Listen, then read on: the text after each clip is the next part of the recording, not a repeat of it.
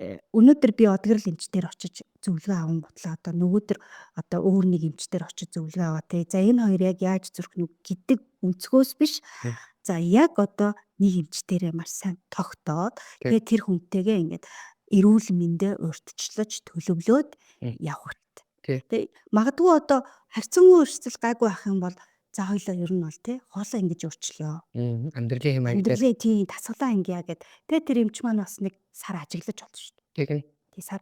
Яагаад яаран бид нар ийм авдаггүй вэ гэд тэгэхээр холестеринийг бууруулдаг статины бүлгийн эм буюу HM одоо тэр холестеринийг бууруулдаг статины бүлгийн эм маань өөр холестерин бол бүх митохондритай үүсч яадаг. Тэгжээд Бүх митохондритай.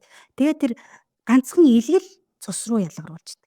А бусад бол яг хөө гэхээр өөртөө нөөцөрж аваад эд эсийн гадна талын хан мандаа ч юм уу өөрөөр эд эргэтэнцрүүдэд ашигладаг байхгүй. тэгдэг. Мембран түтстэй ашигладаг. Тэр нөлөөлөх химийг бид нар хэрэглэгчл байгаа бол эрсдлээ бас давхардаг.